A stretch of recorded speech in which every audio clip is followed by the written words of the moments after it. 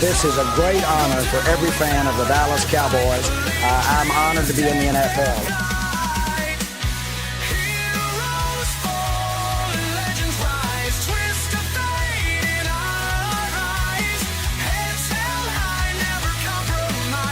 What can I say? Mamba out.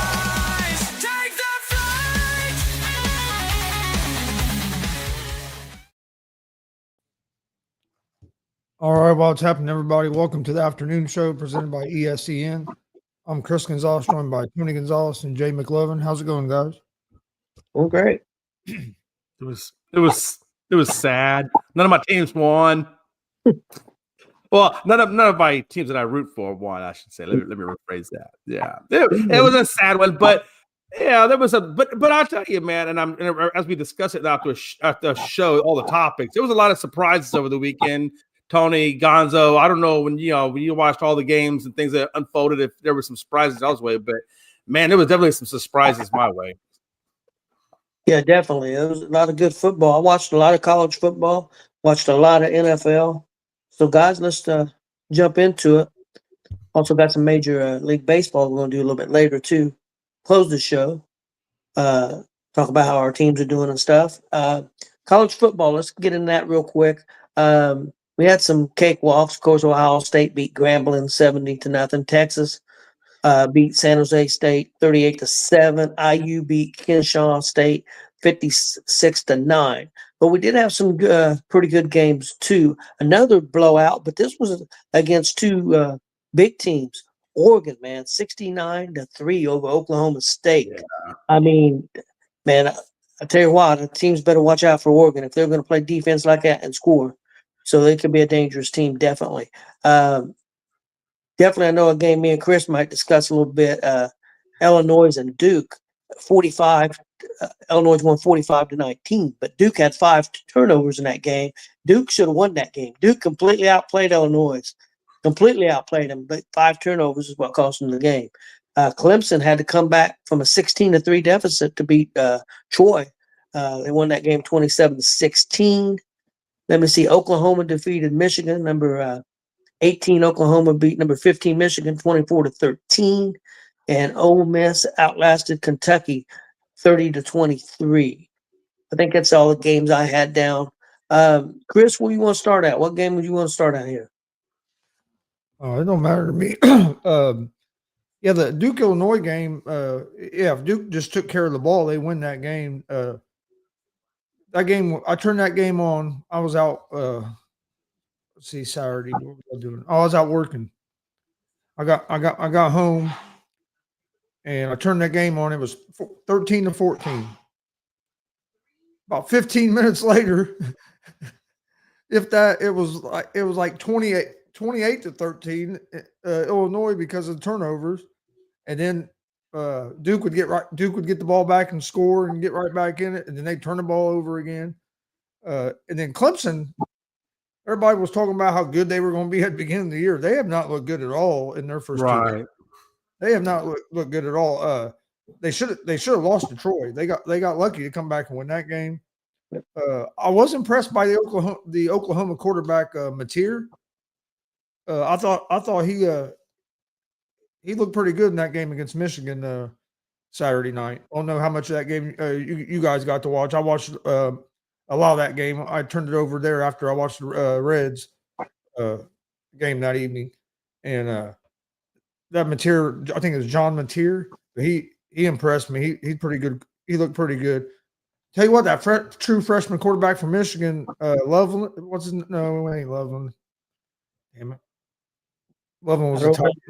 I don't remember his name, but he I think he's going to be a good one. Can't remember his name off the top of my head now. Underwood maybe, but that dude's going to be good. He just still has to develop a little bit.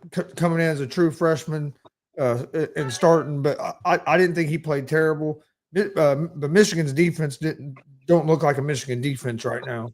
I don't know if they just don't have the players or what, but their defense couldn't hardly stop Oklahoma for most of that game.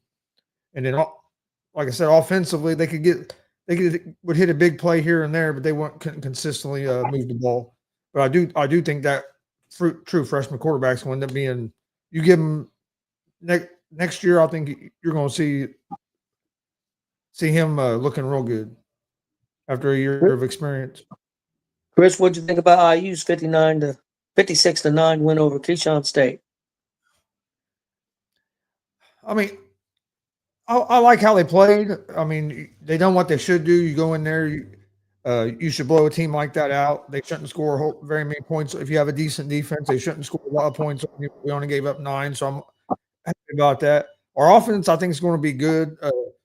We got a lot of guys we had last year. This quarterback we brought in this year to replace the guy we had that replaced Rourke from last year, because of course he went on to the NFL. Mendoza, he played for Cal last year and had a real good year at Cal. Georgia and some other schools was trying to get him this year out of the transfer portal, and IU was able to get him, and he's looked pretty good the first 2 games. And the backup quarterback, Dad, like you were saying the other day, backup quarterback is his younger brother, which I think is pretty cool.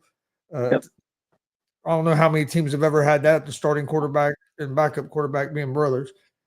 But no, I'm excited to see what they do this week. They play Indiana State. Yeah, it should be pretty much kind of what we saw last week. But then the next week after that, they play Illinois, who's ranked, and I'm interested to see what our defense looks like against Illinois. But no, I think we're going to be in the college football playoffs like we did last year. I think we really have a good shot of being there again. I don't think there's going to be a big fall off from last year. I think there's a chance. I still question the defense. Again, I don't know about them. I'm not saying they're not good. We haven't played anybody yet, like kind of what you said. I like our running game. We got 3 really good running backs. Quarterbacks look like he's progressing. I think, I've got confidence in the offense as of right now, at least. So it's going to be interesting. Another game, one that I missed, and one that South Florida defeated Florida 18-16. And South Florida is really coming out of the gate, showing people what they got. So let's talk about that a little bit. Before we talk about that, I'm telling you guys, man, Oregon, they're scary right now. I'm ready for them to get into the Big Ten play and see what they do against a Penn State or Ohio State, because Oregon's looking unstoppable right now.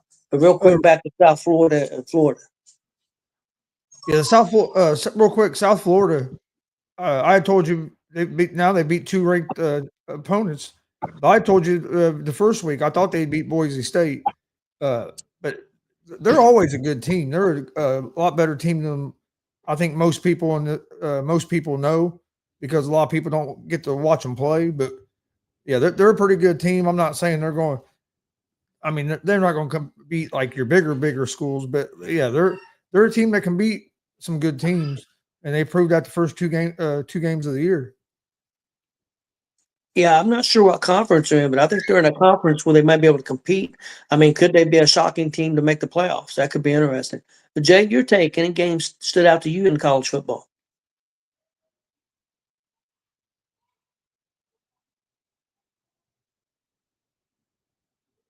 One of these days, this guy's over. Yeah, what's amazing to me was, the Gators they're supposed to be a pretty good team. They have a very rough schedule. Look at the Gators schedule; it's not an easy schedule. And the fact that they couldn't even beat unranked South Florida 18-16. If you look at that game, they had 11 penalties, 103 yards. They had 2 turnovers, which by all means, I'm surprised they only lost at 18-16.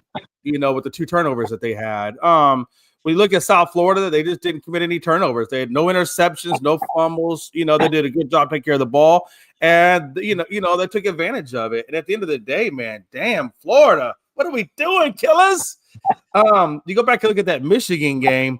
The one thing that really impressed me about Michigan was, even though they didn't come away with the win, they showed very disciplined. They were very, very disciplined. The guy, like you said, is a young quarterback. He went 9 of like 20-something, so a little under 50% passing. I think he had a 40.1 QBR. But like you said, he's a freshman. He's developing. And to go up against a ranked Oklahoma team and play as well as you did and not turn the ball over, that speaks volumes to me. That's like one of the biggest things right there. And a young quarterback, just don't turn the damn ball over and facilitate the offense. And what they did was they were able to pound the football quite a bit.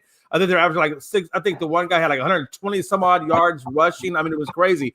So they ran the ball well. They defended the ball well. They didn't turn the ball over. I mean, even though Michigan didn't come away with the win, it really looks good for this school coming up, because you got to imagine that quarterback's only going to get better. And if he can just not turn that ball around and continue down that road, then I think Michigan could be a force to reckon with come, a year or so from now, if they get that continuity together. That was a really good program for me. Arch Manning, I'm going to kind of go to Texas real quick. They got the win over San Jose State. A reporter asked Sarkisian, he felt like he saw where Arch Manning bounced the ball up off the ground to Wingo, his receiver. The reporter asked Sarkisian if Manning had a hurt shoulder or messed up his arm. And he's like, well, who told you that? Did you see it? Did Arch Manning tell you that? He's like, well, no, I just saw the replay. He's like, oh, you go by a replay. Does that mean every time you go take a poop, somebody's there watching your faces that you make? I love that comment by Sarkisian. I thought that was awesome. But I do kind of wonder, though, if they're revealing if there is actually any issues with him. I don't think there is. I think there is. Something would have came out about it. But overall, though, Texas did a good job. It was a moderate 38 to something over San Jose. Could have been a little bit more. I wish like to be a little bit more dominating, but it is what it is, man. I felt like Texas is hopefully another game or two get Arch Manning a little bit more in there, that he'll be able to contend against the big schools when we have to face the big schools. And I think he's got two more tune-up games against some unranked competition before we get to that point. So hopefully between now and then they'll get everything squared away. Well, one thing that Texas has to hang their hat on, they got a great defense. So Archie, let's be honest, he don't have to go out there and be a world beater. He just got to play this solid football. If he goes out there and plays solid football, Texas is going to be a tough team to beat. Same thing as Ohio State. Ohio State's got a really great defense. That quarterback don't have to be a killer. He just has to play solid football, and both them teams will be at the top if they do that. No, I definitely agree with you. I think the biggest game for me this week that was the upset for me was that Florida game. That Florida game really surprised me. I didn't realize, I felt like they should have done a better job handling South Florida than what they did. So that kind of makes me wonder how it's going to go. If you can't beat South Florida, what are the other big SEC schools going to do to you? Yeah. So I wonder if that coach will be on the hot seat. I don't think he will, but I'm still curious about that. I don't know, man. They got a tough schedule. If they start off losing 4 or 5 games pretty quick, he could be in trouble. Yeah, I agree. Hey, man, you guys handled Kennesaw State pretty good, 56-9. Yeah. Our running game looks really good. The quarterback played better than he did the first week. And then, like Chris said, we play Indiana State this week. We should demolish them. And then, of course, we got Illinois at home. And it'll be a good test for us. I think it's a game we can win. I'm not saying for sure we're going to win it. I think I don't know if Illinois is the 11th ranked team in the country. Let's put it that way. They didn't look like the 11th ranked team in that game. But now that was that game. So, and that was at Duke. The Duke fans were fired up. Duke's not a bad team. Duke should have won that game. They completely outplayed them. But, how many games you going to win when you have 5 turnovers? Yeah, I mean, one thing about Indiana is you guys got a long way to go. You're ranked right now at 23. We all know that can change within a heartbeat, just depending on how certain schools do and things like that. Your biggest game, your 3 biggest games is Illinois, Oregon, and then Penn State right before you play Wisconsin to wrap up. Now, Gonzo, I know you said you're going to make the playoffs. How do you feel? Because that's a pretty tough competition, Oregon and Penn State. How do you feel? How do you feel like Indiana's going to fare when you get to that point? I think we'll be all right. We played against we had a taste of playing against a big competition last year. Yeah. Only games we lost last year, we lost to Ohio State and Notre Dame was the only games that they lost last year, and that was the national championship game. Yeah. We got a little bit tougher schedule this year, but if we get through the Big Ten conference and say we lose to Oregon State and Penn State, okay, we lose them 2 games, and we play them guys and we play them decently, them are only 2 losses, we'll still have a real good chance of getting in the playoffs out of the Big Ten with only 2 losses, especially if we beat Illinois. They're ranked 11th in the country right now. You get a win against them. So Ninth. No, they're ninth now, Gonzo. or ninth, even with their ninth, which they're not the ninth best team. So if we beat Illinois in 2 weeks, we'll have a good shot of moving up to around the top 15. Yeah. Because that really is your that's the game you have out of the 3 big games you got. That's the game you have to take. You got to take Illinois. You don't take Illinois, you're done. You're just done. I don't, because I mean, like you said, I honestly, I don't think you're going to beat Penn State. Let's just be honest. I mean, Penn State, that's a damn hard team. I'm not saying you can't do it, but your chances and probabilities are pretty slim. Oregon, that's another tough team. Where's the Oregon and Penn State game? Are they on the road or Oregon is in Oregon and Penn State is in Penn State. So you're playing both of them on the road. But I agree with you, Gonzo. I think if you beat Illinois and you beat all the other teams in a good fashion, right, that would set you up to take those 2 losses. As long as you play them competitively, like you were talking about, then yeah, I definitely think you make the playoffs. But you got to beat Illinois. You got to handle business with the rest of everybody else. You can't have a down day, and you got to be at least closer in the ballpark with Oregon and Penn State. Yeah, I agree. And hopefully maybe even pull off an upset against one of them. Man, I don't know.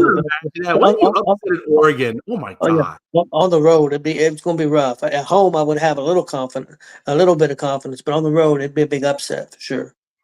Guys, is there anything else on college football we want to talk about before we go to NFL?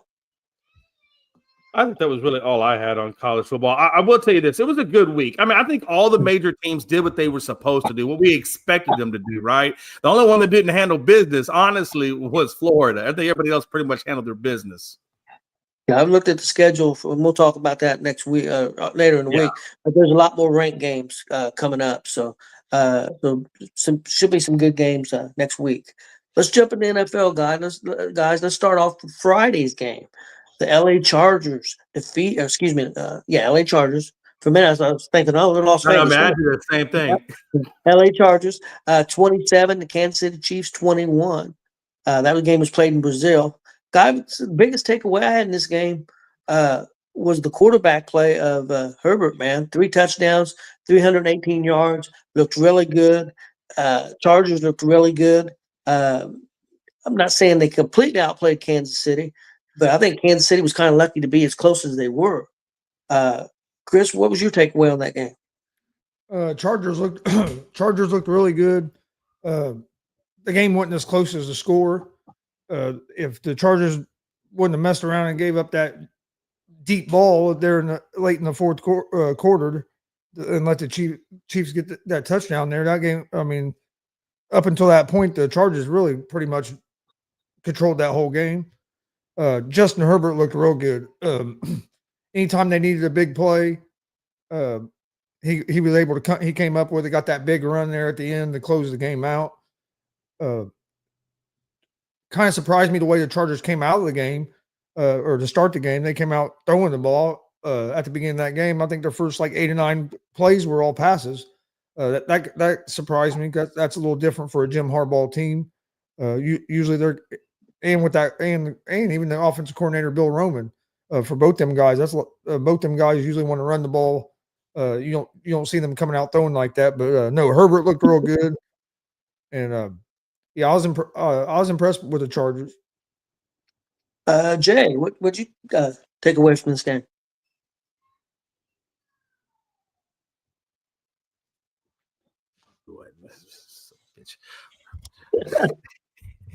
Hey Jay, real quick. Yeah, you're good. Before we go, hey House, we can definitely work something out and do something, man. Oh, most definitely. Well, screw you too, man. I feel like the dude left out. I feel like a third wheel on a prom date. You're used to that feeling, aren't you?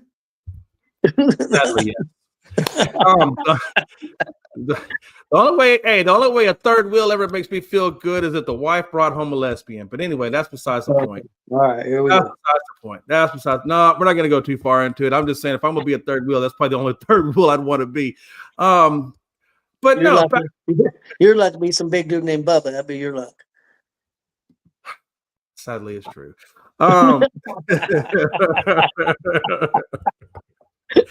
Hey, listen, but I enjoy a good joke if anybody else is. And if it's a good one, I'll play along.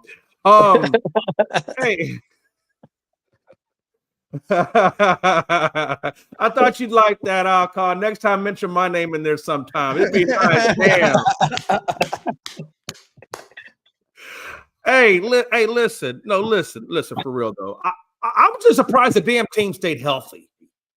Honestly, that was the biggest thing for me. The team played a full game and they were healthy. Like you said, Gonzo, I wonder if he did that because he knew that Andy Reid would probably think, yeah, he's going to come out and run the ball. And then he comes out throwing it. So it kind of kept Andy Reid guessing and kept him off balance. I mean, that's not a bad way to confuse somebody when you go against your norm. Yeah, it could be. I mean, it was a good move on his part, like you said. And Herbert didn't disappoint. Herbert showed exactly how good of a quarterback he is, right? 32 on the ground. And then I think he put like 315 in the air. I mean, Quentin Johnston. I mean, this guy, the number 2 wideout, just shows out. You know, Keaton Allen was an afterthought. McConkey almost was an afterthought, and it was just all about Johnston. The running game really wasn't even there for either one of the teams. I thought both teams did a good job playing against the run. Omarion Hampton, the number 4 guy or number 5 guy in the draft, something like that, wasn't he? No, excuse me, not that. He wasn't that high, but he was a first round selection by the Chargers. I know that. I don't think it was quite that high. I'm out of stepping. But the point is that he's Najee Harris wasn't even. I don't think Najee Harris even played that game. I think he had 1 carry. He had 1 or 2 carries. I mean, he didn't have much. It wasn't much. I didn't see much of him. No, Hampton's going to be their guy. Oh yeah, but I'm surprised that with 48 yards that they didn't try to put Harris in there more than just 2 carries, maybe to give that thunder and lightning effect. Either way, they really didn't need it. They took care of business. But I thought it was very good defensively against the run, and then Herbert just handled his business, and nobody got hurt. You know, and so that's an indication of Charger football. Then I guess I was kind of wrong when we all were giving those early predictions about the Chargers. I didn't expect the Chargers to be that good, but they showed that they can play with the best. Well, and Kansas City had the injury.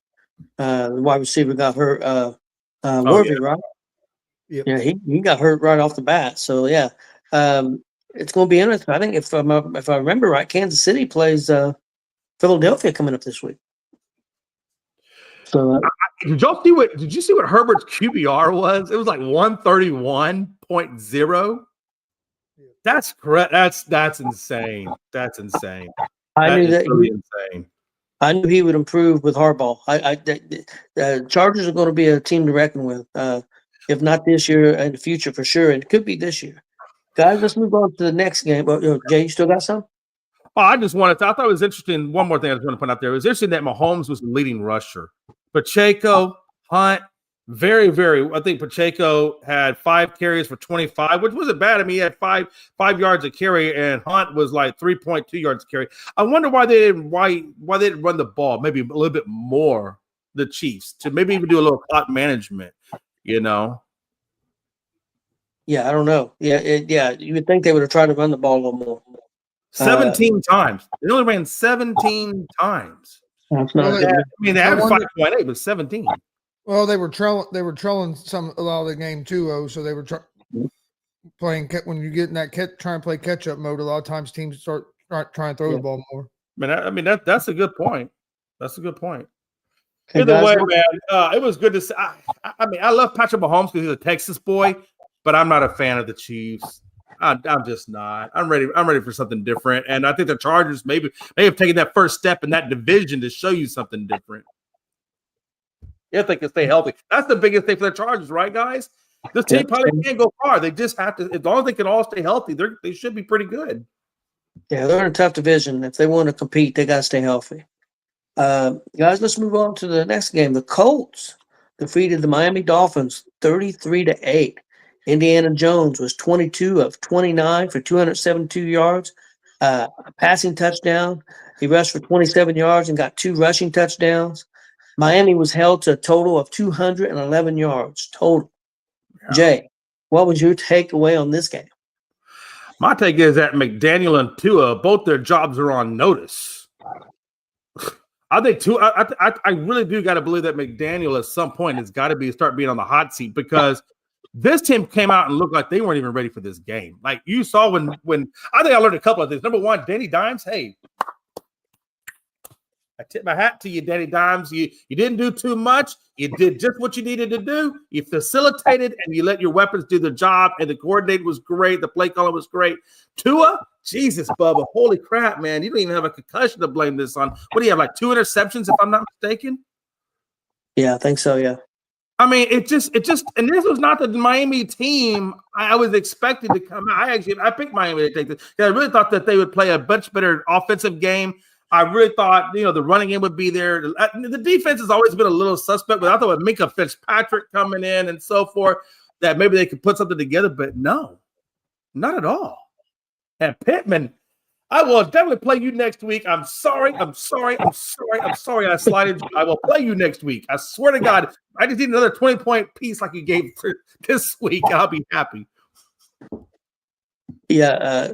My grandson says Pittman's not a number one receiver. First of all, he was hurt last year about all year. I think he can be a number one receiver if he's got a quarterback that can give him the ball. And Warren played fantastic, like I thought he would. I was going to tip my hat. Tyler Warren. Yeah, Warren. Hey, I've been telling you about Warren, Jay. I wasn't just saying that because he was on our team. That dude's I've been telling you, Jay. I want the receipts. If he stays healthy, he stays healthy, he's going to lead the team in receptions. I knew Warren was going to be good. The Colts dominated from all facets. Miami couldn't run the football because they got so far behind, so that kind of took them out of the game. You had the Miami's main wide receiver over there throwing a fit on the sidelines. I wonder how long he's going to be there. I'm wondering if the season goes bad halfway through, if he won't be traded. So, Chris, what was your takeaway on the game? Colts looked real good. They dominated that game. Had a shutout going until I think about 6 minutes left in the fourth quarter. They end up giving up that touchdown, that 2-point conversion. The Dolphins end up getting the 8 points. Offense looked real good. Daniel Jones, I thought looked real good. And here's something that kind of surprised me about the game: the Colts came out throwing the ball. Their first 7, 8, 9 plays were all passes. And I know I did, and everybody expected they were probably going to start out with a heavy dose of Jonathan Taylor. Instead, it was a heavy dose of Tyler Warren.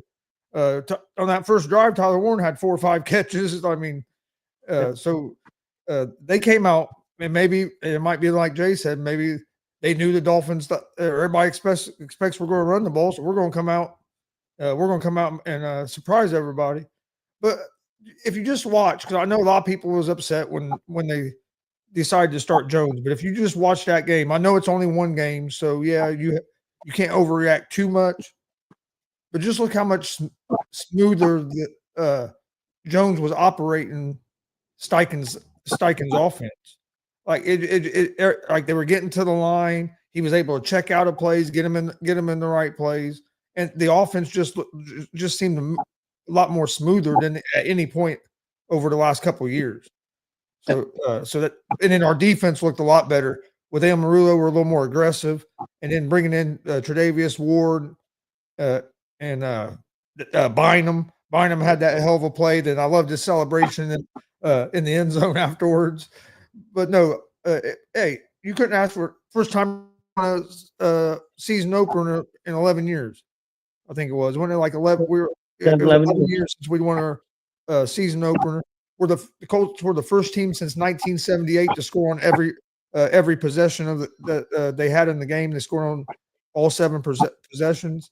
So I mean, it couldn't ask for a better home opener, especially on the day that we put Jim Irsay into the Ring of Honor, and they had a big like celebration thing for him at halftime. And you had Peyton Manning and Freeney, Clark, McAfee. I mean, you had Edgerrin James. You had all the legends in the house. I mean, yeah, it couldn't have been a better day, really, for the Indianapolis Colts. Couldn't have been a worse day for the Miami Dolphins.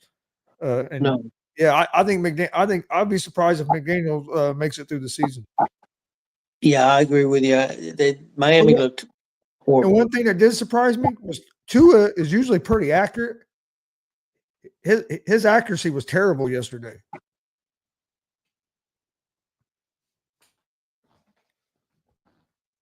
apparently Zach Wilson, because that dude went 5 of 8, 32 yards. Now, granted, he only had 8 passes, but still, for the limited time that he was out there, I thought he did pretty well. I wonder at some point, it won't be now, but I wonder maybe like midseason if Tua doesn't resurrect this ship and get it right, if maybe we don't see a little bit more of Zach Wilson coming in. And did you know this? Tyreek Hill hasn't caught a pass over 30 yards I think it was 2 seasons. I believe that because the quarterback situation for Miami has been horrible. For the last he ain't had nobody really truly to get him to rock like Patrick.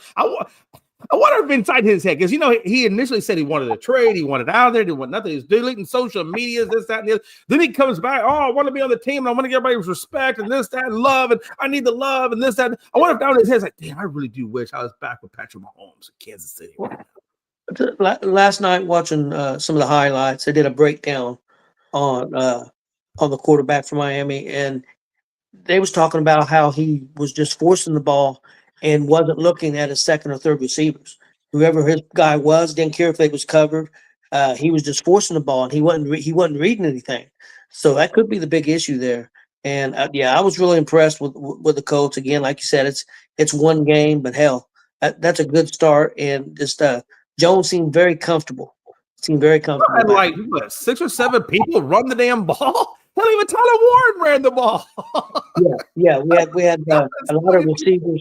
A lot of receivers catch the ball. I think had 7 different receivers catch the ball too. So it's a very good opening day for the Colts. Guys, let's move on to the next game. Pittsburgh 34, the New York Jets 32. My takeaway is Rodgers 4 touchdowns, 22 of 30 for 244 yards. And that being said, I watched a lot of this game, and his offensive line sucked. They didn't protect him very well, even though he did what he did. His offensive line was horrible, and their defense was even worse. How Pittsburgh won that game? They won because Aaron Rodgers' old ass back, because the team sucked. They just flat did, and actually they kind of got lucky to win the game too. But Aaron Rodgers did a great job. But if they're going to do anything, his offensive line has got to step up and protect them. And the defense, which was supposed to be their strong point, has to do something because they made Fields look like an MVP candidate. Yeah. Jay, your takeaway. Yeah. First of all, Justin Fields, like you said, he looked like a reinvented guy. I mean, this guy was burnt out, wasn't really doing a whole lot in Chicago. He goes to the Jets, he gets under Aaron Glenn, and all of a sudden the guy's making passes, he's executing the game plan, he's running, he's doing all kinds of stuff, and it's not like he has different weapons really than what Rodgers had. I just think the difference is Salah versus the guy that took over for Salah versus Aaron Glenn. I mean, Aaron Glenn has really did a good job day one taking the team. I know they didn't get the win, but they got wins. It may not be on the record side of it, but when you look at what this team was last year and what the product they put up against the Steelers, and yes, you can say the Steelers didn't do exactly the best job in terms of defense and things like that, but this Jets team just looks a little bit different. They're carrying themselves a little bit different than they have in the past, They actually had a little swag out there. I agree with you, Jay, except for one thing. They still were the old Jets because they blew the damn game. I mean, I agree. They did come out. They looked good. They played well most of the game, but Pittsburgh had no business winning that game. The Jets kind of blew. I understand what you're saying. Yeah, I understand what you're saying. I'm just saying, look, you can't resurrect decades of crap. That's true. In one game under a new head coach. But what I'm saying is, I do think that Aaron Glenn is putting a new culture in there. You can see a new culture slowly coming into this team. It's going to take him a little bit, right? But give this guy a little bit of time. I think this Jets team is heading in the right direction. If you look at what they did last year versus this year, they weren't even really this competitive against a good team. They really weren't. And I think, did you see that one catch at DK Metcalf? He caught the ball, but I swear that thing hit like 4 or 5 different people before it wound up in his hands at the end. Do you know the play I'm talking about? Yep. He bounced around like between 3 or 4 different dudes, and I'm like, I don't know how you came up with that. But yeah, I thought Brees Hall. I thought Brees Hall had a good day running. I thought Wilson did a good job catching some of those really. Matter of fact, watch that first drive that New York scored on. It was a really tight ball that Wilson caught at the corner of the edge of the end zone. And I thought that was really nice. I just like this team a lot better than what they were. I think Aaron Glenn, give him a little bit of time. And I think this Jets team is gonna turn itself around. It's just gonna take a little bit more time, but I liked what I saw, honestly. Chris, Aaron Rodgers played about like I thought he was going to play. He came out, had played a good game. His last 2 games in the MetLife Stadium, he's thrown 8 touchdowns. Everybody forgets he played good last year with the Jets toward the end of the season after they fired Saleh and everything. But his last game as a Jet, he threw 4 touchdowns at MetLife, and he threw 4 touchdowns yesterday as a Steeler. So he's had a couple real good days at MetLife the last couple games. But no, the Steelers if the Steelers are going to do anything, their defense has to play better. Their defense did not look good. Yesterday was the first game in 7 seasons that the Pittsburgh Steelers have won when they've given up more than 30 points. Yeah, I definitely agree with that. I will say this, though. The Jets defense, I thought, did an amazing job holding the Steelers to 2.7 yards per carry. I mean, so like I said, there's definitely there's definitely some positives for the Jets to take away from this, and I'm curious to see how the rest of the season unfolds. And I'm really curious to see what they do next year after Fields has had a full year under Aaron Glenn and company. But no, I think Steelers are going to be a good team this year. I think that defense will play better. If that defense plays better, and now they have an offense that's capable of scoring close to 30 points, the Steelers are going to be in a lot of games and a chance to win a lot of games. Yeah, I think they're going to have to. If they want to be a playoff team, they're going to have to run the ball better, I think. But yeah, like it's first game. That's a game they probably shouldn't have won. They got the victory. Like I said, I think Rodgers carried them in a lot of ways. I thought some of the receivers did step up, though. So it was a good game. Guys, let's move on to the next one. Jacksonville, 26, Carolina, 10. Jacksonville had 200 yards rushing.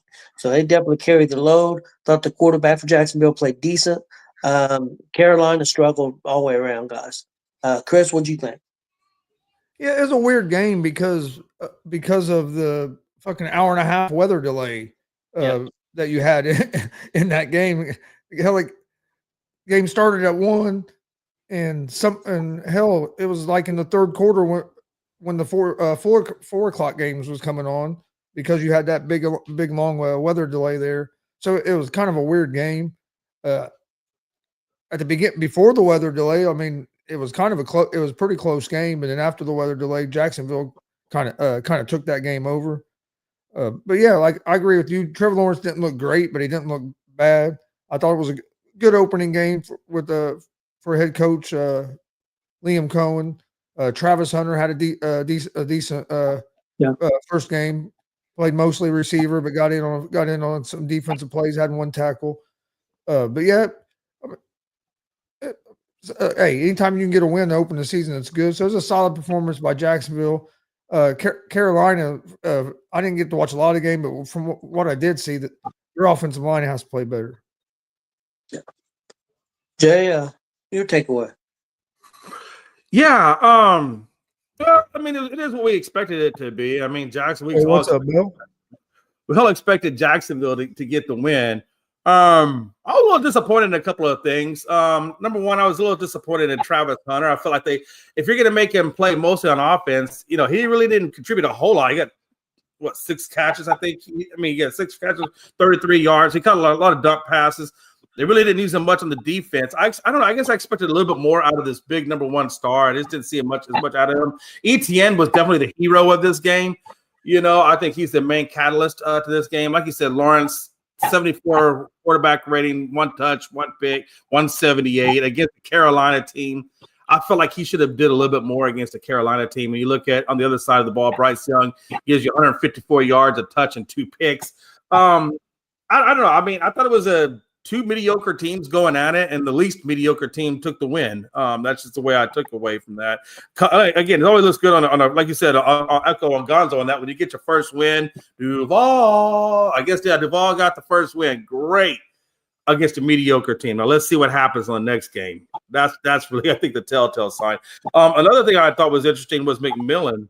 I thought he did pretty decently, 5 of 68. So, not bad for the first game out. Leggett, 3 of 10. I still don't know what's going on with Leggett. I think this guy should slowly turn it into a bust for a first round pick. But it was okay. It was. I think this game is exactly what we expected it to be. But I think Cohen is going to have his work cut out for him in Jacksonville. He's got a lot of work to do. Okay, guys, next game up, Arizona 20, New Orleans 13.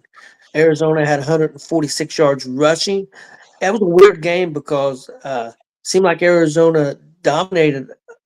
They come out and play, look really good on a series, and then they come out and look terrible on a series. Look really good on a series, look terrible on a series. And they just let New Orleans hang around and never really finished them off. I was a little disappointed in the quarterback play from Arizona. Wasn't really impressed with New Orleans at all, but I was expecting more from Arizona. I was expecting maybe a 14-point win. They did cover the spread, but barely. But Jay, your takeaway. Yeah, I mean, Trey Benson, was their leading rusher. Not really a whole lot off the ground. They had him 5.4 at 146 yards total. I mean, not bad rushing game. Marvin Harrison Jr., I'm still waiting. I miss those days of Manning to Harrison. That big duo, and I don't ever see this ever happening for Kyler Murray and Marvin Harrison Jr. And if I'm Marvin Harrison, I'm probably thinking like, man, I got to get out of Arizona. I mean, yeah, I got 5 catches for 71 and a touch, but still, I mean, I think he's expecting more. I expect more out of Marvin Harrison, and I don't know if it's all his fault because he can only catch what he goes thrown his way. But I expect a little bit more out of that. McBride, man, he came in number 2 in receiving at 61. New Orleans, we all know New Orleans is a terrible team. They've lost a lot of things. Kellen Moore is still trying to figure out his quarterback situation. Anytime we've seen Spencer Rattler is your quarterback, I think that should be a feast of a day. And the fact that he got 13 points out of it, I don't know. The Cardinals is my defense that I have for fantasy football. They got me 5 points, but I don't know, man. I expected a little bit more from, like you said. I think I was a little bit let down by Arizona versus the Saints. Yep. Chris? Yeah, the biggest thing in that game was Arizona Cardinals has to fix their offensive line. Kyler Murray was sacked 5 times, and that kills drives. They would get drives going, and you get a sack, get that negative play, and then you end up having to punt the ball. So I think if Arizona can clean their offensive line up some, I think they'll be better as the season goes on. New Orleans looked better than I thought they would. They got a good defense, and the offense didn't. If you don't turn the ball over with that defense they have, they're going to have chance. They're going to be in some games. I think they need to get Kamara going a little bit more. They got him going early in that game, and he got that touchdown. But I think they need to get him going a little bit more. But yeah, I mean, if you look at the stats, I mean, the Saints had more yards offensively than the Cardinals. Had more passing yards than the Cardinals. Cardinals did outrush them, but had more first downs. I mean, if you look at the stats, I mean, the Saints could have very easily won this game if you just come up with a couple big plays. So yeah, Saints look better than what I expected, and I thought the Cardinals would look a little bit better than what they did. Hey guys, next up we have Washington 21, the Giants 6. Washington had 432 total yards, had 220 rushing. Pretty dominated the game for the most part. People already on TV wanting Jackson Dart as a starter. I think that's too soon, but I mean, I don't know. Chris, your takeaway. Russell Wilson looked terrible. He looked. I mean, he was he was missing a lot of throws. I mean, throws that there weren't even no way the receiver he wouldn't even give his receivers chances on some of the throws he was making. If you watch the Brian Dable post game press conference, everybody's want to say, "Oh, he wouldn't commit that Russell Wilson." If you watch that press conference, I think Dable wanted to start Jackson Dart at the beginning of the season. I think it's coming from above his head, from the owner, that to start Russell Wilson. Because if you watch his body language and stuff in that press conference, like it was, I don't know, just to me it felt I think somebody over his head, the owner, is made him start Wilson. I think you're going to see Dart real soon. I think you'll see Dart next game if it's up to Dable. I think Dable knows Dart gives them the better chance to win. But yeah, Russell Wilson he hasn't looked the same since he left Seattle.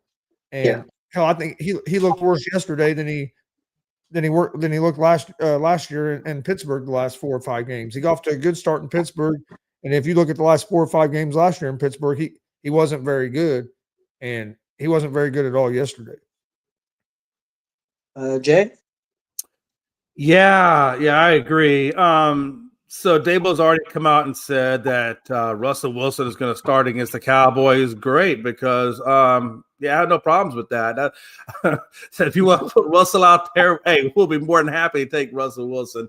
Only because I don't know what they have in Jackson. I mean, we know what they got in Jackson Dart preseason, but you know what you have Jackson Dart regular season, and he could have very well came in if he played as well as he did in the preseason. He could have very well did well. Matter of fact, Malik Neighbors wasn't exactly happy with the offense because he was in Dable's face having a little confrontation, a small confrontation, but a little bit of letting him know that he's not pleased with the way the offense is rolling.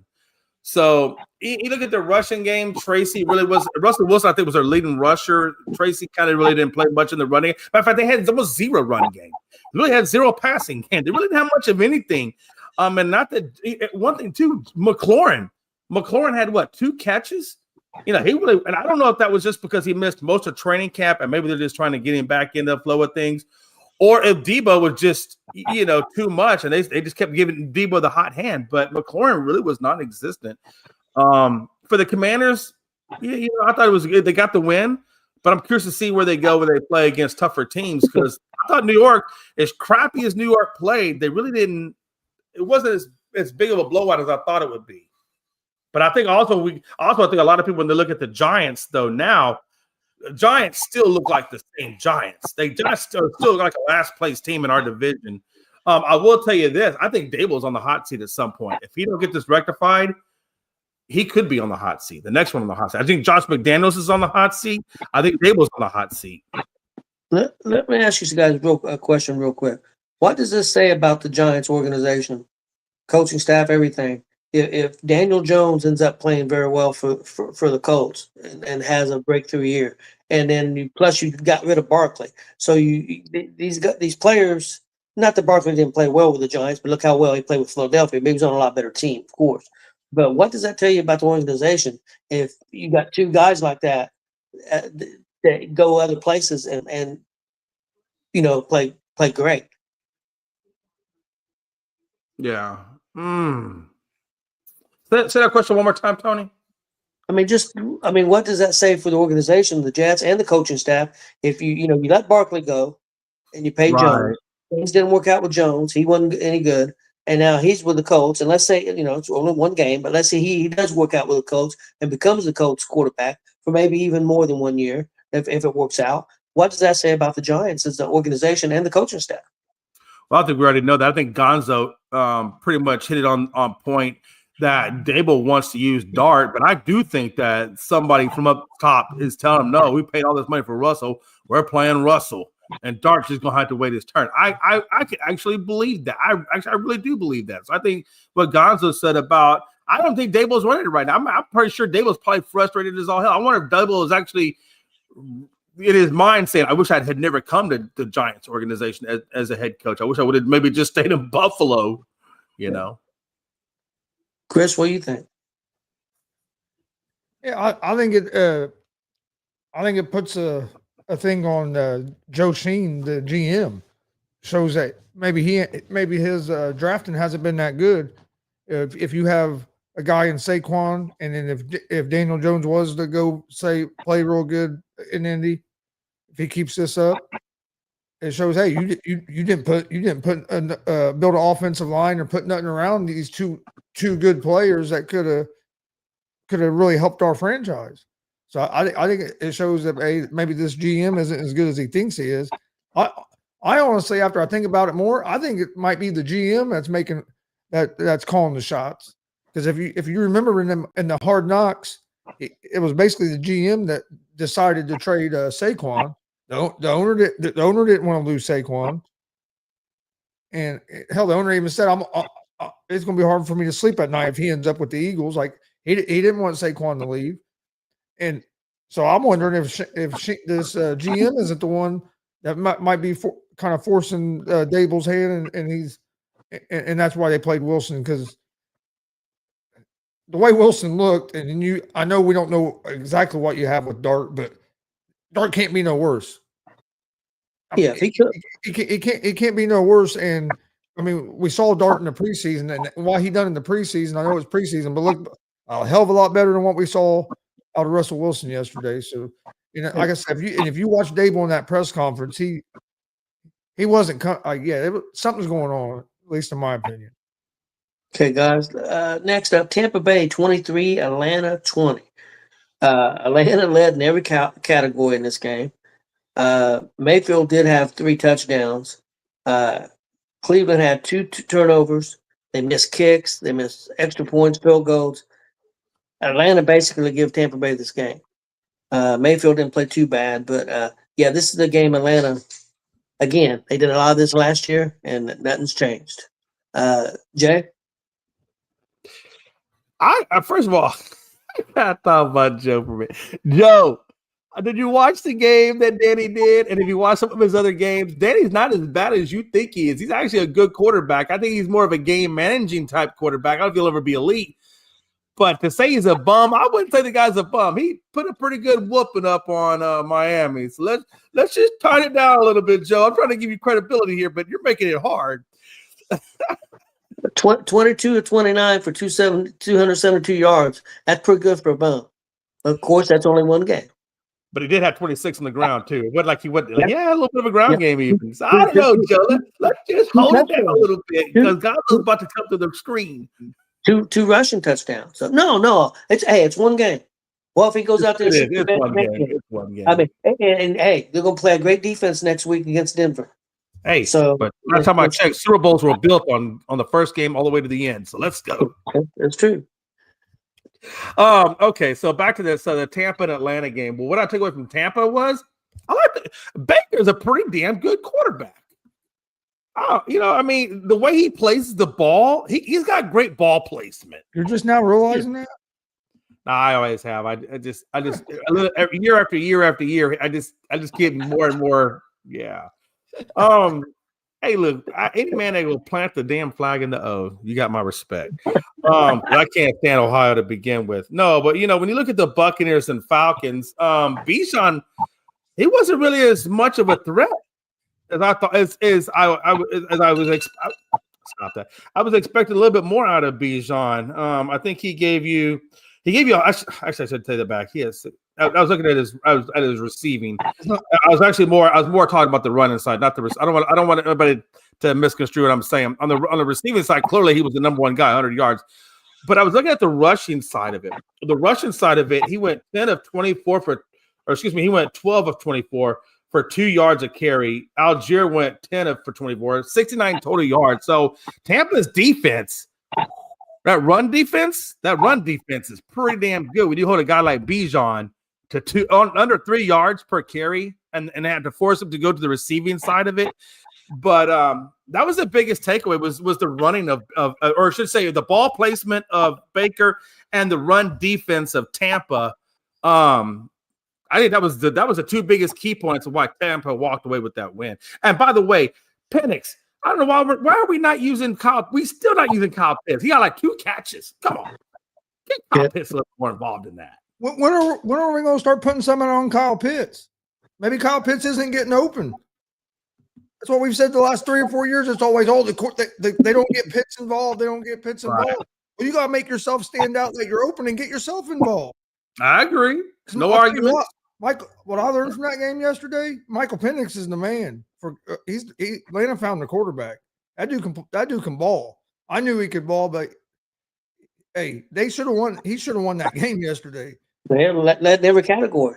But yeah, he played. Michael Penix was impressive yesterday, especially in the fourth quarter, leading your team down, basically to score, chance to send the game in overtime, and your kicker missed a field goal.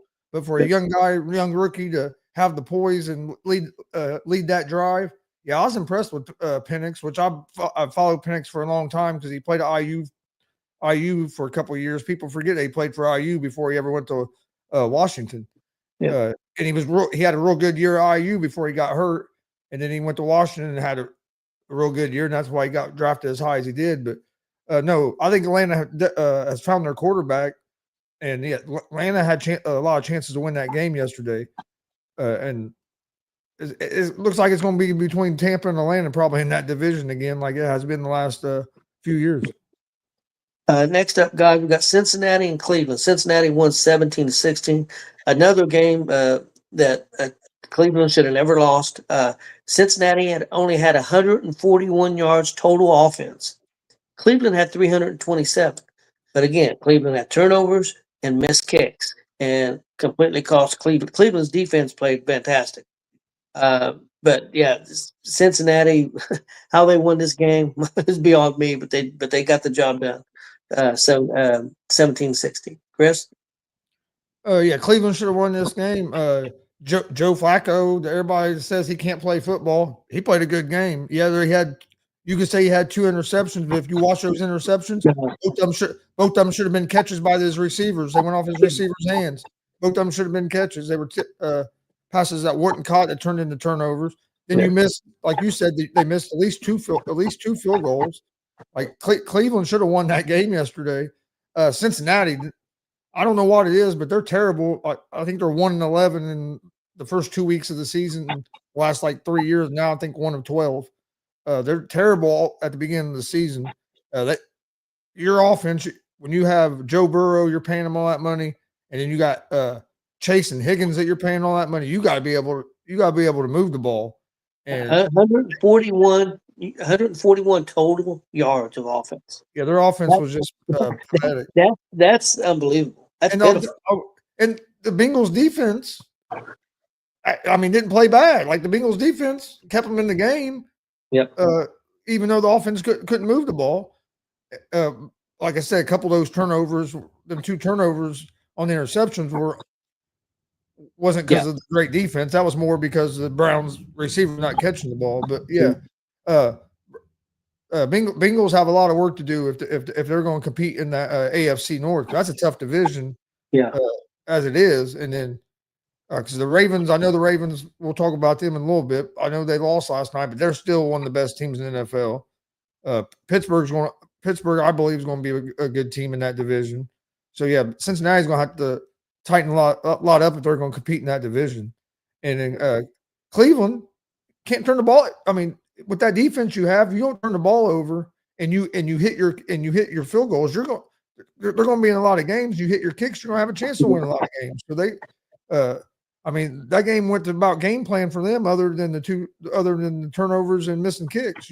If you do your job, you win that game. Oh yeah. Jay?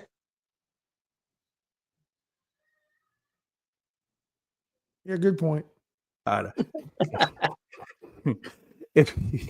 Every time I think like this, I feel like there's a fly there, but I know I'm muted. No, hey, look, all I know is if you got Jamar Chase in your fantasy squad, you must have hated week 1. I did. It's like you must have hated week 1, man. And let me tell you something. Chase Brown, Bubba, you couldn't run that rock if he saved your life. I know you got a touchdown. I'm not trying to take away your little touchdown, but Jesus, 21 for 43 yards, 21 carries for 43 yards. Are you serious right now? Is the Browns defense just that damn good? Holy crap. And it wasn't like Jerome Ford would just light it up over that. They get like 8 yards. I mean, was no run. There was no pass. I think I fell asleep 5 times watching this game. It was I mean, literally, if you said, Jay, how would you describe Cincinnati's offense? I would say it's about as anemic as, remember those in the arms of an angel. I felt like that should have been playing while you go down the sideline. I should be donating money to feed these. You're supposed to feed the dog, not starve him. And the fact that you gave $100 million guy in Jamar Chase 2 catches, and you gave T. Higgins 3, and that's $200 million of assets. Yep. Houston, we got a problem. I'm just saying. That's what I felt like watching that game. I felt like there's some problems. Or as the old Cardinals football coach, was it Dennis Green? I think that said it best. Practice is a playoffs. No, Mora, Jim, practice. Playoffs.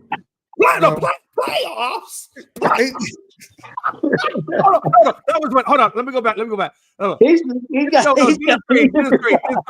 Hold on. Discreet. Who we thought they were. Yeah. Okay. Finally got it right. He combined three different fucking promos. He had a basketball player. Practice. Yeah, then Allen Iverson. He did a screen, and he combined parts of all of it. Jay, that's a new record for you, Jay. You had 3 of them in there mixed up. Hey, that's what happens when your brain is super, it's like going through the computer files of the brain, and it's going so fast. The right one. Yeah, I knew what he was trying to get at, but it wouldn't come right. That felt like I had multiple personalities, and I was just trying to figure out which multiple personality had the right answer. He finally spit it out.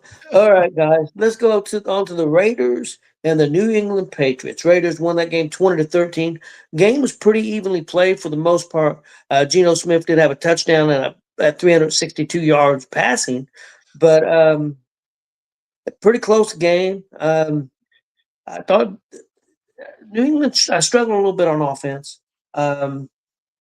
Jay, what'd you think? Yeah, the New England. I did not watch the New England game at all. The only thing I kept track of was Ashton Genty. I thought Ashton Genty had a pretty good game first time out. New England still has a lot of work to do. That team is not ready yet. But, for a first time Vrabel coming out, first time coaching this team, we all knew that this team is very much a rebuild, So I expect it to be like this for a little bit. But Brock Bowers, man, if you had him as your tight end, he got you some good yards. Brock Bowers did, so did Ashton Genty. I did not catch enough of that game to really be able to comment too much on it, other than the little bit that I did catch. And that's only because it wasn't broadcast in my area, so I had to watch it on ESPN. Chris? Yeah, it wasn't too bad of a game. I didn't pay. I saw. I mean, where we was at, we had all the games was on the TVs, but so I watched parts of all of them. But I was at that time I was mainly watching the Colts. But yeah, I thought Genty looked pretty good. Drake May looked good at times for New England. New England still has to fix some stuff in their offensive line. They get that offensive line figured out. I think they're going to be a pretty good team. But yeah, and with the Raiders didn't look bad at all. I mean, they got the win. But yeah, neither team was real impressive. No. Next up, guys, San Francisco 17, Seattle 13. San Francisco, McCaffrey, man, they won that game. McCaffrey 69 yards rushing and 73 yards passing, kind of on his back. One receiver played pretty well for San Francisco too. Pearsall, yeah, he played pretty well. Seattle had opportunities to win this game. San Francisco hung on. Chris, what do you think? Seattle looked a little better than I thought they would. I thought Darnold didn't look too bad for his first game there. San Francisco looked about what I thought they would. Losing Kittle to a hamstring sucks. He had an early touchdown, but then he was out. I thought Purdy played a pretty good game. But yeah, McCaffrey done what McCaffrey does. Like when McCaffrey's on the field, he opens up things for everybody else because of what he can do catching and receiving. And then, like you said, I thought Parasol played well. But yeah, I thought it was a pretty good game. But no, I will give the Seahawks a little bit of props there because they looked better than what I thought they would. Jay? Yeah, Purdy. I mean, he didn't have a bad game. It wasn't. I don't think it was a great game. I mean, the guy gave you two touchdowns, 2 interceptions. So he did. I think he needs to do a little bit better job taking care of the ball. But like you said, Parasol did a great job. Right. McCaffrey did a great job receiving the ball. He didn't really do a good job running the ball, but really nobody did because he averaged 3.3 yards. Robinson averaged 3.7, McCaffrey 3.1. So they didn't do a good job necessarily running it, but they did do a good job passing it. I thought Sam Darnold played a pretty decent game. He only had 150 yards, but he did turn the ball over, which is always a good thing. I hate, that's the one thing I look at is turnovers. Can you take care of the ball? Because even if you don't have to necessarily throw for 300 yards, as long as you're not turning the ball over and you got a good run game, then that's fine. Charbonnet gave you 47. Walker gave you 20. So, again, they didn't have much of a run game. So, I guess Seattle and the 49ers decided to show up defensively on the front lines, but they didn't do a good job overall. So, it was a good defensive game, but offensively, yeah, there's another one of the game was just really super anemic on the offensive side for both teams, honestly. Yeah, San Francisco young defense played well. The thing about the quarterback for San Francisco, Purdy, is one interception I seen him throw. I mean, there was 3 guys on his guy, and he's trying to force the ball in there. He's got to quit trying to force. I mean, yeah, there was 3. The guy was covered by 3 guys, and he still tried to make that throw. Yeah. And so he's got to edit himself a little better, I think. Next up, guys, Denver and Tennessee. Denver won this game 20-12. Neither offense looked really great here. Tennessee only had 133 yards of total offense, and they were still hanging around in the game. Chris, what'd you think about this? I was a little surprised Denver didn't look better. Their defense looked good, but I didn't think their offense looked real great. Oh yeah, I thought Denver would look a lot better than what they did, especially offensively. I knew their defense was good, but I thought their offense would look better than what it did.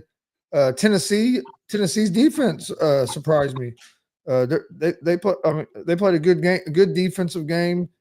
Gave themselves chances to win that game. I didn't think Cam Ward looked. I know he didn't play great.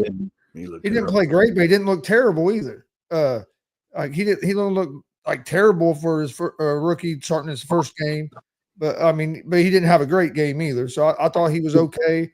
I think he'll improve as the season goes on. But yeah, I expected more out of the Broncos than what we got. So, Jay?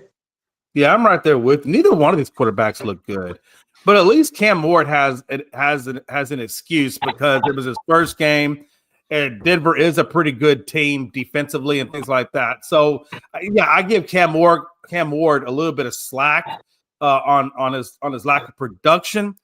But man, I expected more out of Bo Nix. This is Tennessee. This is not like you're going against the Ravens.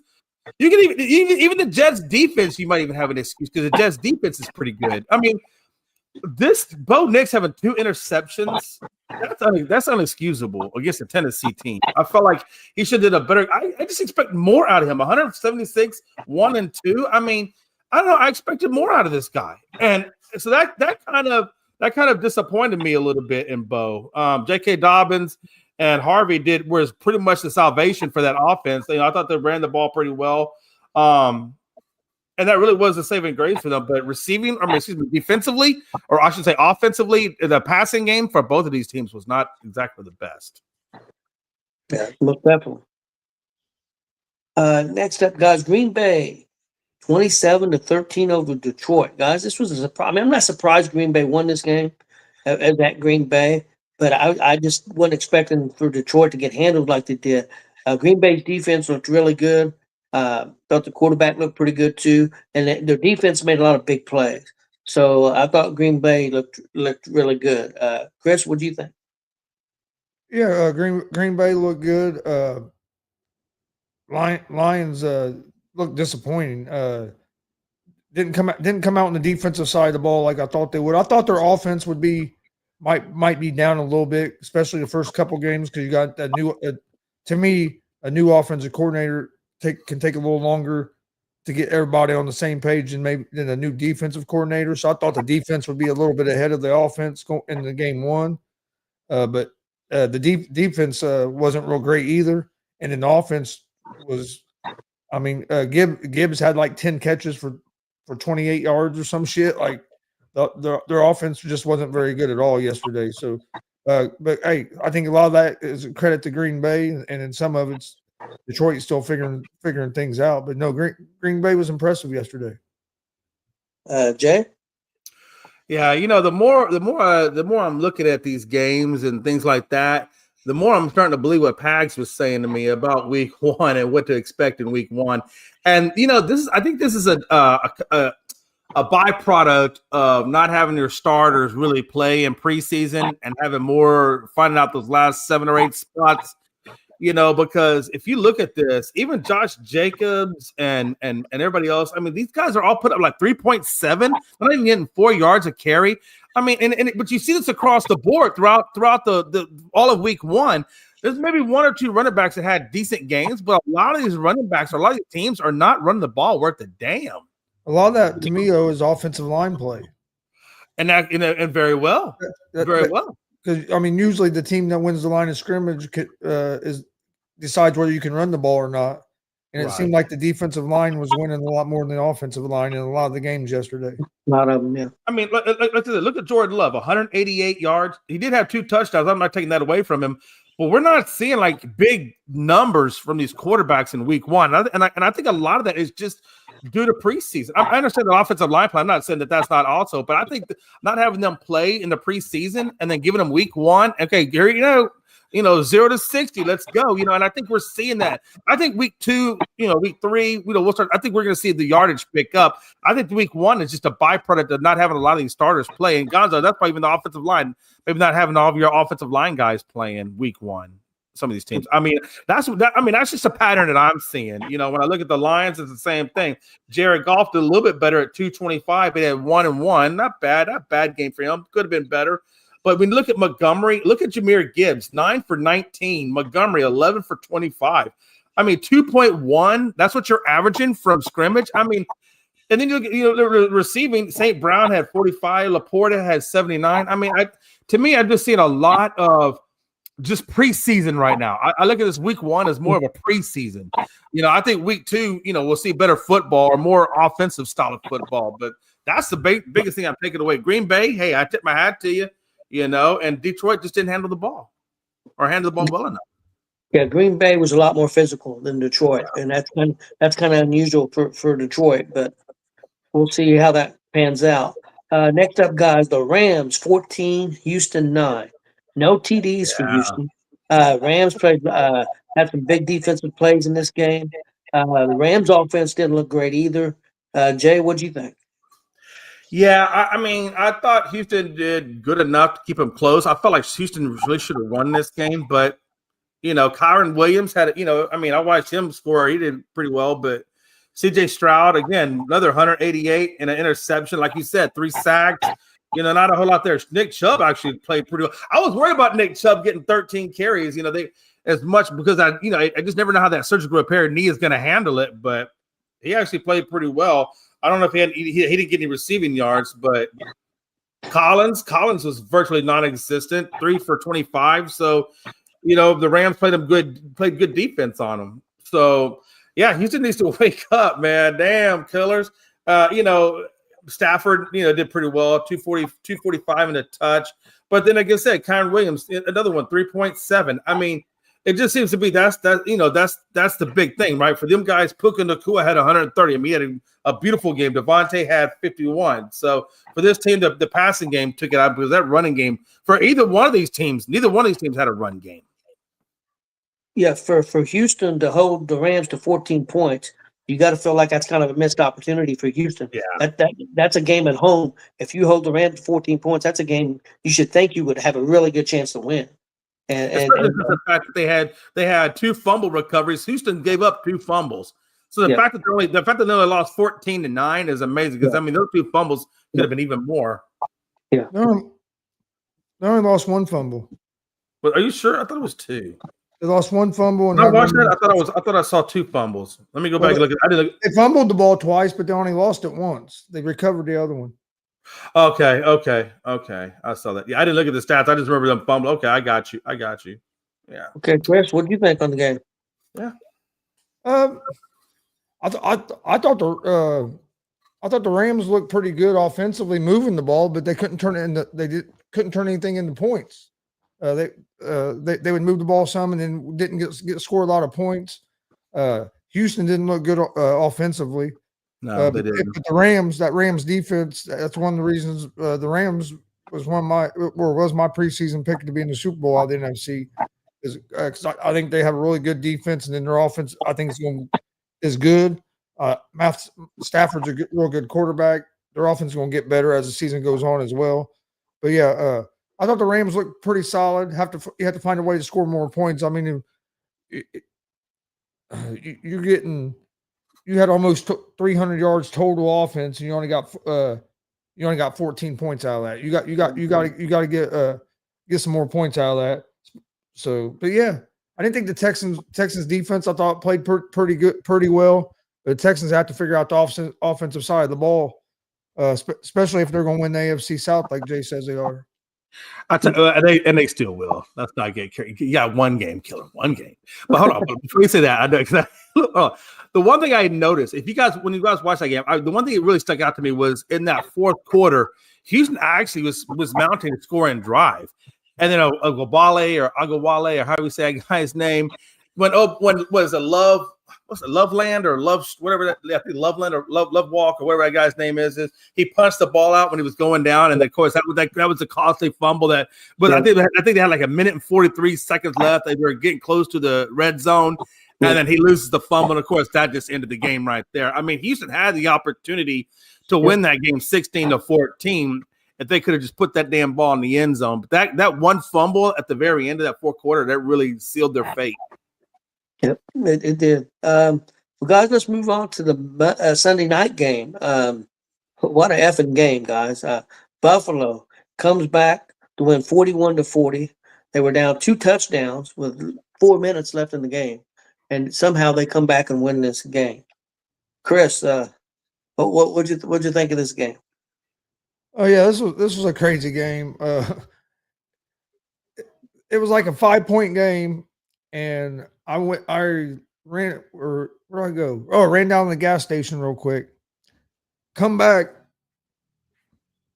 and the fucking Ravens are up by 15. Oh my God! I'm like, damn. I'm sitting there. I'm eating my food, and then. But Buffalo scores, and then of course you had the great play where the guy punched the ball out on Derrick Henry and got the ball back for Buffalo again. It was a great game. Both quarterbacks played well. Lamar Jackson played a good game. Josh Allen had a heck of a game as well. Kind of like the playoff game. It came down the playoff game last year. Last year it came down to the end, and it came down to the end this year. But yeah, it was a fun game to watch. I mean, it was one of them games where you're thinking with about 5 minutes left in that game and they're down 15. Now this game's over. But it wasn't over. And like I said, Buffalo's defense came up with a big play by knocking that ball loose, and then Josh Allen does what Josh Allen does. But I didn't think the Ravens played bad. But I was impressed. I was impressed that the Bills kept their focus and never, because the Bills was chasing that whole game, and it never felt like they ever thought they were out of the game. Like I was impressed with the poise that the Bills showed. But yeah, it was a great game, and I'm looking forward to seeing a possible rematch in the playoffs. Yeah, my problem is with Baltimore. They've done this a lot. They've blown a lot of games over the last few years. I mean, they only give up like 20 points the first 3 quarters, and then they give up 21 points in the fourth quarter. I mean, they like they find ways to lose. And I'm not blaming. I mean, I've seen people say, "Oh, it's Derrick Henry's fault." Well, yeah, Derrick Henry did have that fumble. I think more the defensive player made a good play, Maybe Henry shouldn't have been trying to do a stiff arm. Maybe he should just been worried about holding on to the ball. But he's just trying to make a play. He's a football player, a great football player. And the dude, I mean, he had all kinds of yards rushing and touchdowns. They wouldn't have been in the position they were in that game without him. So I don't blame the loss on him. It's more of a team loss to me. But it was a great game to watch. It was a lot of fun, but definitely a crazy one. But Baltimore's got to find a way to get over this hump if they want to be a champion. They got to close out games. Jay? Yeah, obviously that turnover really hurt them by Derrick Henry. That really helped them get the 22 Buffalo get the 22 points that they scored that fourth quarter. But Derrick Henry, holy cow, man, that dude was just running. I mean, I was watching that guy run through people. I almost thought I was watching Earl Campbell for a minute. That's how much he was running through them, like bowling pins. But yeah, man, at the end of the day, 22 points, Baltimore gave up, at the end of that. And it wasn't like they were running the ball efficiently. It was all mostly through the air because they only had I think Cook had 40-something yards rushing. It wasn't like they were just killing it on the rushing game. They just couldn't stop the 394 yards that Josh Allen put up on them. And I guess the Ravens kind of, the Ravens are one of those kind of teams that will build you up. They'll build you up in terms of how you think they're going to play. And then at the end of it, they just fall off the cliff and they leave you hanging. And then it's like, okay, we'll see what they do next year. I mean, they've done it several times against Kansas City in the playoffs where they just went non-existent. And I just kind of felt that's like, I think Gonzo said it best. They have a hard time, or maybe you said it, Tony, they have a hard time finishing games. And that defense just couldn't finish the game. Yeah. Yeah, the defense played pretty. I mean, to hold Buffalo to 20 points the first three quarters, but then you fall apart in the fourth. But Buffalo's a great team. I'm not taking anything away from Buffalo, but Baltimore's got to find a way to finish. Guys, let's go to the Monday night football game we got tonight and get our predictions. We got Minnesota at Chicago. I think the odds on this are pretty close. Don't know what to expect. Minnesota's starting a rookie quarterback. Chicago's got a guy that's been a second year. A lot of questions on him. Man, it's a tough one for me. I don't have faith in Chicago yet, so I'm gonna go with Minnesota to win this game. Jay, what do you think? Yeah, this is one of them games that kind of intrigues me. I feel like if the Vikings had a more established quarterback in that offense, I would definitely be leaning hardcore on Minnesota just because I don't believe in Caleb Williams any more than I could throw the guy. I just don't believe in him yet. I haven't seen anything from that leading me to believe in him. The fact that the fact that Ben Johnson had a hard time with that offense throughout training camp, it's hard. But then you look at the defensive side of Chicago going up against an unproven McCarthy, and that's where I get stuck on the fence of who I think is going to win this game. Ultimately, I am going to still lean towards Minnesota, only because of the fact I just don't believe in Caleb Williams. I just don't believe in the guy. But we'll find out. Like I said, this week has been full of surprises. The fact of the way the Colts handled the Miami was a big surprise to me. So, hey, I'm afraid that the fact that the Jets actually played competitive football and made it look like a game rather than a blowout is all competitive to me. The fact that C.J. Stroud couldn't get in the end zone one damn time, Nico Collins, all that surprises me. So, I mean, this is the week of surprises. So, but I am going to lean towards Minnesota, but it ain't by much. Chris, what do you think? I think Minnesota wins. Only thing that gives me any kind of reserve would be just because I haven't seen McCarthy at this level yet. But I also trust Kevin O'Connell. I think he's one of the better play callers in the NFL, and we've seen him bring quarterback in and only have him a few hours and put him out there and be able to have some success. So I think Minnesota is going to be good. Because McCarthy don't have to be Superman. Like, he has weapons around him. All he has to do is manage the game. Like, you don't have to be Superman, and that's the problem with the Chicago. Caleb Williams don't have to be Superman, but he thinks he has to be Superman on every play, and I don't trust that he's going to be on time, get rid of the ball on time, and run the offense like Johnson wants him to. He's going to do a lot of off-script stuff like he always has, trying to run around and make plays. And And I think that's going to cause some issues with the Bears offense. So I like Minnesota. I like Minnesota in this game. It's basically a pick 'em. Yeah. Is what they basically have it on the sports books. Okay. Hey guys, real quick, if you guys don't mind, let's go ahead and get into the baseball and get out of here. Okay. We have I'll do a quick of what happened kind of this weekend and where we're at as far as the playoffs are set right now. Not playoffs, but where everybody's set. The Yankees won the series over the Blue Jays 2-1. The Reds won the series over the Mets 2-1, and the Rangers won the series over Houston 2-1. Right now, American League East, Toronto is up 2 games on the Yankees, 3.5 up on Boston. In the Central, the Tigers are 8.5 up on Kansas City and 9 on Cleveland. In the West, Houston's 2.5 up on Seattle and 4 on Texas. The wild card for the American League right now is the Yankees, Boston, and Seattle. But things are definitely tightening for that next spot, which would be Seattle. Texas is a 1.5. Kansas City's 2, and Cleveland's 2.5. National League, Phillies up 7 on the Mets. In the Central, it's Milwaukee up 7.5 on Chicago. In the West, the Dodgers are only up a game on San Diego. San Francisco 7 back, and Arizona 7.5. The wild card right now is Chicago, San Diego, and the Mets.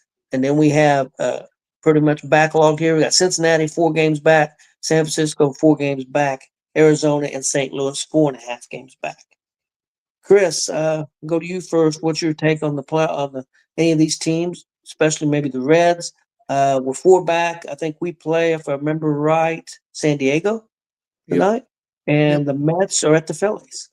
So we can try to put some hurt on the Padres and gain ground, and hopefully the Phillies can take care of the Mets for us. So definitely a big series. Oh yeah, no, it's a real big series. The only thing that sucks is the game don't start till almost 10 o'clock tonight. But no, I was real happy. Well, I'm not gonna say real happy. I was pretty happy with the way the Reds played this weekend. We should have swept the Mets. You got to win that game on Friday night. You're down 3-2, 9th inning. You get bases loaded, no outs.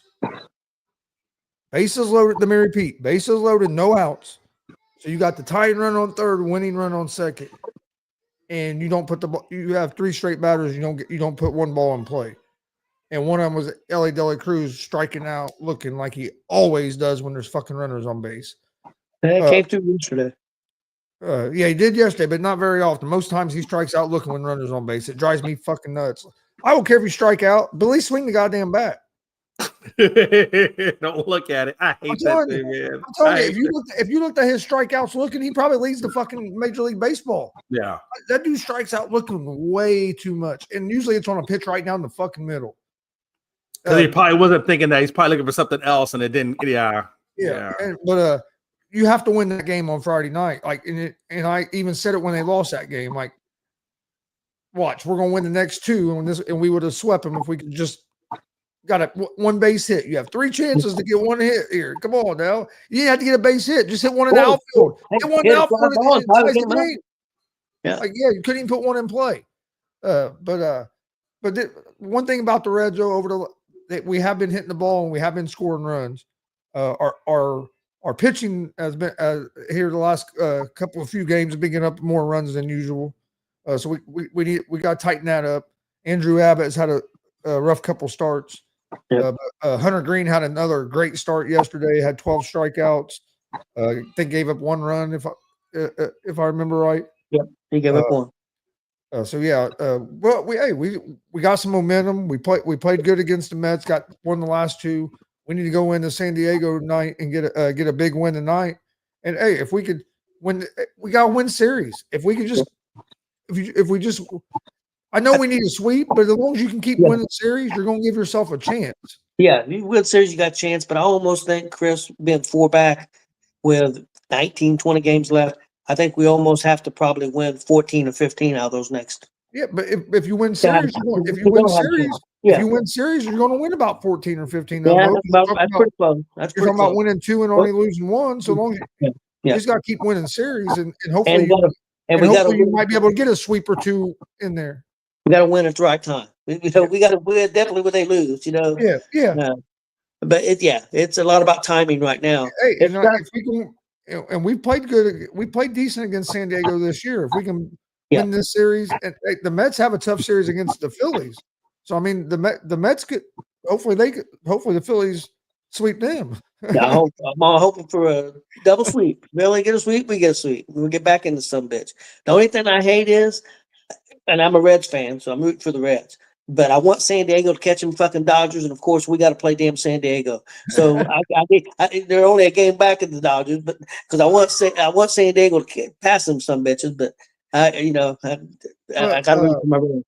I'll be honest with you. Other than that, I didn't really watch hardly no baseball this weekend. I was watching football all weekend. Other than the Reds, I did see that Houston had lost. The Yankees had a pretty good weekend. Yeah. And Frankie was at the game yesterday, right? Yeah. I really had a good time. Yeah. Man, the Texas Rangers are coming. Kansas City's coming. Cleveland's coming. I don't know, man. Is Seattle going to be able? Is Seattle going to be able to hang on to that last spot? And Houston's got to maintain their spot. I mean, because they are up 2.5 on Seattle, so I mean they're decent position.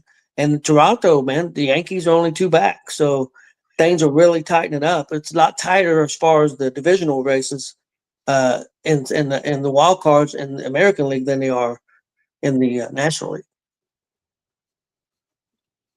Other than the San Diego. San Diego's only a game back for the division.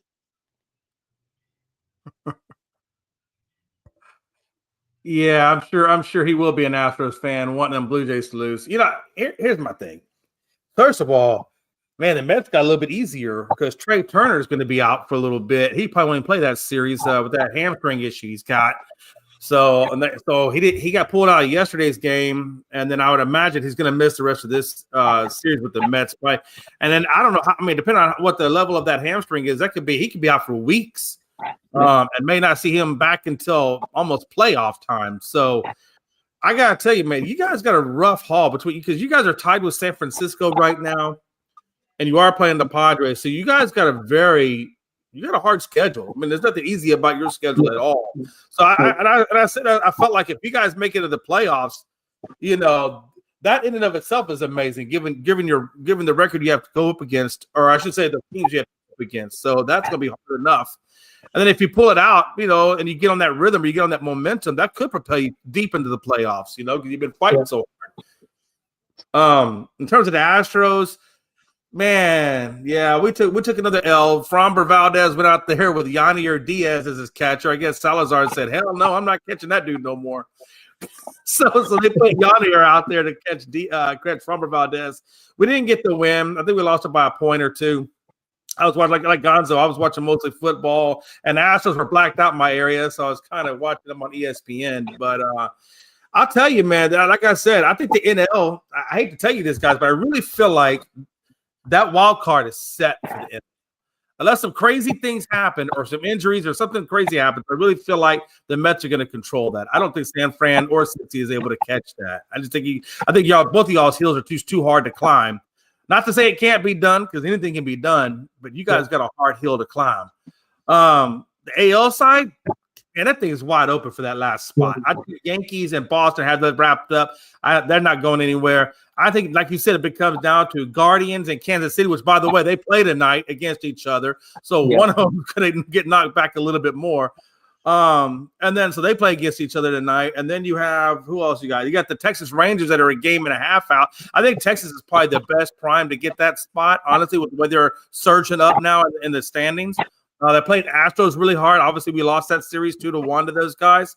I watched Texas. They have a really good core of hitters over there. So, I wouldn't be surprised. I think the Astros will be in the playoffs. I just don't know if it's going to be as a division leader or if it's going to be as a wild card.